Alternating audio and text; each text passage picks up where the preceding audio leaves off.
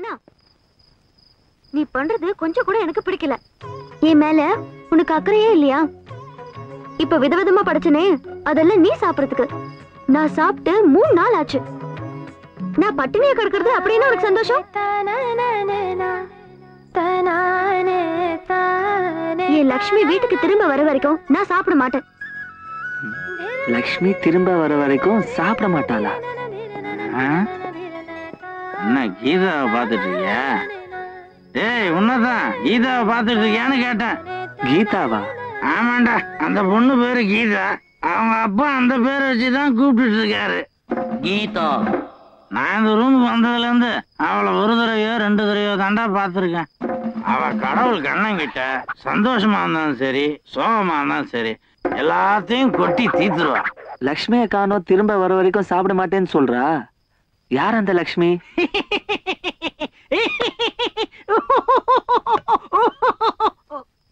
அது அவ வளர்க்கிற நாய்க்குட்டி. நாய்க்குட்டியை காணுன்றதுக்காக 3 நாளா சாப்பிடாம இருக்காளா? ஓகே, மேட்ரு கிடைச்சாச்சு. கண்ணா கண்ணா என் மன்னா மன்னா. ஏன் சாமி ரெட்டிக்காரோ, மருமக யாருன்னு சொல்றேன்னு சொல்லிட்டு நீங்க பாட்டுக்கு பாட்டு பாடிட்டு இருக்கீங்களா? ఈ సాంగోட మీనింగ్ నాకు తెలుసు, ఈ అబ్బాయికి తెలుసు. உங்க 2 பேருக்கும் தெரியவே தெரியாது. இஃப் யூ டோன்ட் மைண்ட், நாங்க கொஞ்சம் பிரைவேட்டா பேசணும். நாங்க வெளியே போயிடலாமா? வேணாம் சாமி, நீங்க எதுக்கு போகணும்? நாங்க போறோம். ముందు చెయ్యండి చెయ్యండి. கண்ணா, நான் சொல்றதெல்லாம் கரெக்டா இருக்கான்னு చెప్పు. உன் ஃப்ரெண்டு வீட்டுக்கு எதிர் வீட்டுல குடியிருக்கிற அந்த பொண்ணு உன் மனசுக்குள்ள ரெண்ட் அட்வான்ஸ் எதுவுமே கொடுக்காம குடி வந்துட்டா. டோன்ட் வரி, இது கண்டிப்பா பிக்கப் ஆகிற கேஸ் தான். அவ ஆசையா வளர்க்கிற நாய்க்குட்டி ஆய் போயிருக்குமே, காணாம போயிருக்குமே. எப்படி அவ்வளவு கரெக்டா சொல்றீங்க? நாய் காணாம போனது அவ கிருஷ்ணர்கிட்ட சொன்னா, கிருஷ்ணர் அவகிட்ட சொல்லல, என்கிட்ட சொன்னாரு. அத நான் உன்கிட்ட சொல்றேன்.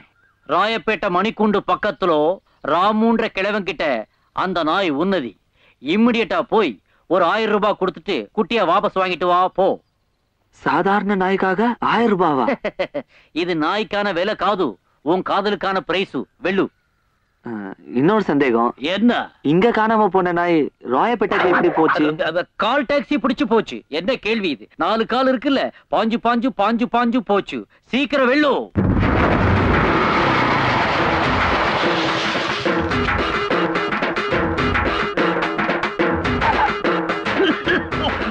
ஐயா ஐயா, என்னப்பா? எனக்கு அந்த நாய் வேணும். நான் தரமாட்டேன், நான் தரமாட்டேன். என் உயிரை வேணாலும் கீழே தரேன், குட்டியை தரமாட்டேன். சும்மா தர வேண்டாம், 1000 ரூபாய் பணம் தரேன். 1000 ரூபாய்? பாசத்துக்கு விலை பேச பாக்குறியா? உங்க அம்மா கிட்ட நீ குடிச்சியே தாய்ப்பால், அதுக்கு உன்னால விலை பேச முடியுமா? உங்க அப்பா உன்னை மூச்சரிக்க சைக்கிள்ல உட்கார வச்சு ஸ்கூல்ல கொண்டே விட்டாரு. அந்த மூச்சு காத்துக்கு உன்னால விலை பேச முடியுமா? 1000 ரூபாய். 2000 ரூபாய் தரேன். அப்படின்னா எடுத்துக்கோ, எடுத்துக்கோ. ஐயா, மிருகங்களை குழந்தை மாதிரி பாத்துக்கணும், அதை கொடுமைப்படுத்தினாதீங்க ஐயா.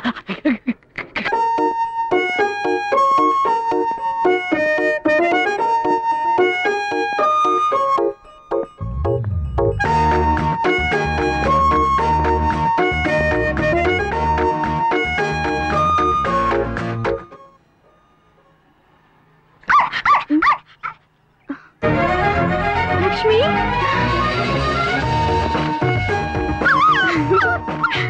கண்ணா, ரொம்ப தேங்க்ஸ் கண்ணா. என் ஃபீலிங்ஸை புரிஞ்சுக்கிட்டே கண்ணா. என்னடா, நம்ம கீதா 3 நாளா சாப்பிடாம இருக்காளே, பாவம்னு லக்ஷ்மி என்கிட்ட வந்து சேர்த்துட்ட. ரொம்ப தேங்க்ஸ் கண்ணா. யோ, என்னையா நீ சொன்னதே திரும்ப திரும்ப சொல்லிட்டு இருக்க? இவன் தெரிஞ்சுதான் போட்டான். 2 பேரை போட்டது உண்மைதான். அது ஆக்சிடென்ட் எஃப்ஐஆர் போட வேண்டியதானே? அப்படி எழுதுறது ப்ராப்ளம் சார். இப்பெல்லாம் எல்லா ஆக்சிடென்ட் கேஸ் எஃப்ஐஆரையும் கமிஷனர் ஆபீஸ்ல செக் பண்றாங்க. அது மட்டும் இல்லாம பப்ளிக் நிறைய பேருக்கு முன்னாடி கொலை பண்ணிருக்காரு. நீ சொன்ன சதீஷ பப்ளிக்ல வச்சுதானே போட்டோம். அத நீ ஆக்சிடென்ட் மாத்தல. இப்ப செத்தவன் கவர்மெண்ட் சர்வெண்ட் சார். பிரச்சனை ஆயிடும் சார். யோ, நீ கூட தான் கவர்மெண்ட் சர்வெண்ட். உன்னை போட்டுட்டு நான் ஆக்சிடென்ட் கேஸ் மாத்தி காட்டுமா? நான் அருவா எடுத்தாலே உன் சட்டப்படி இது ஆக்சிடென்ட் தான். இந்த கேஸ நீ ஆக்சிடென்ட்டா மாத்துற, இல்ல டிரான்ஸ்பர் வாங்கிட்டு ஓடுற. வர்றவன நான் பாத்துக்கிறேன். மாமா, உங்க மனசுல என்ன நினைச்சிட்டு இருக்கீங்க?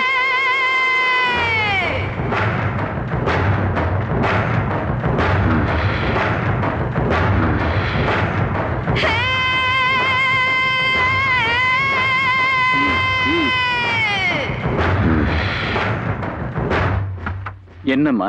என்னம்மா நீ செய்யறது உனக்கே அசிங்கமா இல்ல? இது வரைக்கும் என்கிட்ட பேசினவங்களை மட்டும் அடிச்ச, இப்ப ஒரு ஃபேமிலியே காலி பண்ணிட்டியே. அவன் உன்னை பார்த்து சிரிச்சிட்டானேம்மா. உன்னை பாக்குறவனையே தூக்குறவனா? பல்ல காட்டுனா பாட கட்டிட்டேன். உன்னால என் ஃப்ரெண்ட்ஸ் போன்ல கூட பேசுறதுக்கு பயப்படுறாங்க. பயப்படணும், அதுதானே கரெக்ட். நீ என் முறை பொண்ணு. உன்னை பெத்தவங்களும் என்ன பெத்தவங்களும் ஆக்சிடென்ட்ல ஒன்னா போய் சேர்ந்துட்டாங்க. அன்னையில இருந்தே உனக்கு நான் எனக்கு நீன்னு இருக்கேன். என்னைக்கு நீ ஓகேன்னு சொல்லி உன் கழுத்துல நான் தாலி கட்டணும், அதுக்கப்புறம் ஒரு பையன் உன் பக்கத்துல வரமாட்டான். எப்ப நீ உன் சம்மதத்தை சொல்ல போற? சொன்னதையே திருப்பி திருப்பி. பாத்துமா.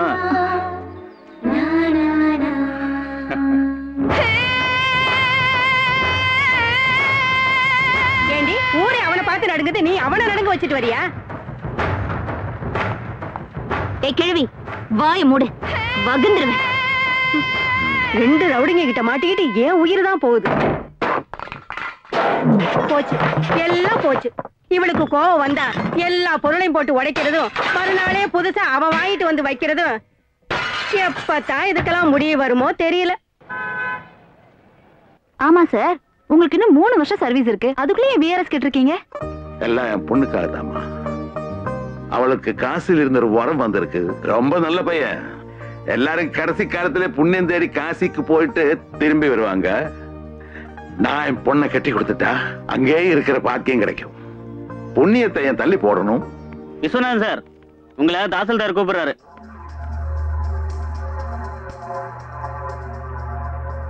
பாவம் விஸ்வநாதன், இன்னைக்கு என்ன காரணம் சொல்லி தாசில்தார் இவரை வாங்க போறாரோ? Good morning sir. பாயா விஸ்வநாதா, உனக்கு நான் ஈங்கம்பாக்கம் சுனாமி கம்பெனியில டியூட்டி போட்டு கொடுத்துருக்கேன். நீ இங்க வந்து உட்கார்ந்துட்டு இருக்க, என்ன அர்த்தம்? போல நீ. நான் போயிட்டு வர்றது ரொம்ப தூரம் சார். ஓஹோ. பரமசிவம் வீடு இஞ்சம்பாக்கம் தான். அதனால அவனே அந்த ஏரியா பாத்துக்க சொன்னேன். அப்ப பரமசிவத்துக்கு கொடுத்த வேலை பக்கத்துல சார். அது காலையில போய் முடிச்சிட்டு வந்துட்டேன் சார். ஓஹோ, நீங்களே மாத்திப்பீங்களா? ஆமா சார். யார கட்டியா மாத்துறேன்? வேலையை மட்டும் தான் மாத்திக்கிறீங்களா இல்ல வேற எல்லாத்தையுமே மாத்திக்கிறீங்களா? தம்பி. என்ன தம்பி? உன் மூஞ்சில நான் முழிக்க கூடாது நானே உன்னை எங்கேயாவது ஒரு மூளைக்கு நான் டியூட்டி போட்டு அனுப்பி விடுறேன். நீ என் முன்னாலே வந்து நின்னுகிட்டு இருந்தா என்ன அர்த்தம்?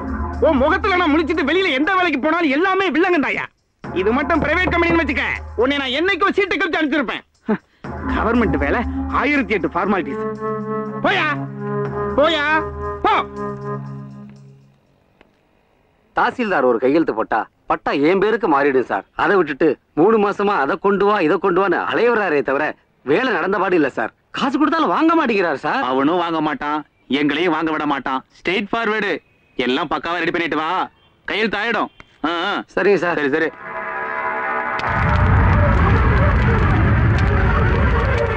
ஒரு நிமிஷம் ஐயா. கூப்பிட்டீங்களா ஐயா? தஹசீல்தார் பட்டாவுக்கு கையெழுத்து போடுறோம், அவ்வளவுதானே? ஆமாங்கய்யா. எவ்வளவு பணம் வச்சிருக்க? அது நிறைய வச்சிருக்கோம்ல, மனுஷன் வாங்க தானே மாட்டேங்கிறாரு. எதுக்குமே ஒரு நேரம் இருக்கு. அந்த ஆளு லஞ்ச ஊர்ல தனியா உட்கார்ந்து சாப்பிட்டுட்டு இருப்பா. அப்ப போய் கையில காசை கொடுத்துட்டு விஷயத்த சொல்லுங்க, வேலை முடிஞ்சிடும். லஞ்சாவில லஞ்சம் வாங்குறாரா? அட இது தெரியாம ஒரு 6 மாசமா அலையறான்ல, கொடுத்துறோம்ல. பட்டுங்களா? வாங்க. வரையா.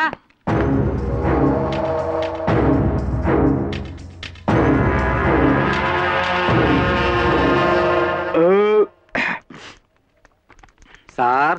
என்னையா? ஒரே ஒரு கையெழுத்து சார். மேட்ரு கரெக்டா இருந்தா கையெழுத்து போட்டு போறேன். அதுக்கு எங்க சார்? என்னையா அது? பணம் சார். எதுக்கு? பரவாயில்ல சார். நான் பார்க்காத பணம் ஐயா. எதுக்கு அது? வச்சுக்க சார். இங்க பார், நான் வேலை செய்யறதுக்கு போதுங்கிற அளவுக்கு கவர்மெண்ட் பணம் கொடுக்குது.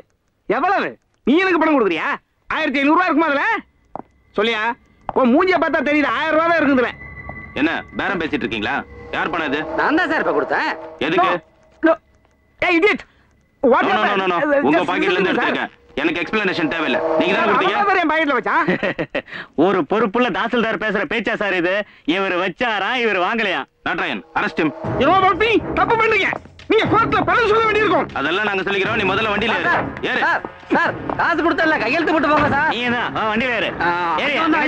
எவனோ ஒருத்தர் லஞ்ச ஒழிப்புத்துறைக்கு ஃபோன் பண்ணிருக்கான். அத நீங்க நம்பி அரெஸ்ட் பண்ணிருக்கீங்க. விளைவுகளை நீங்க சந்திப்பீங்க.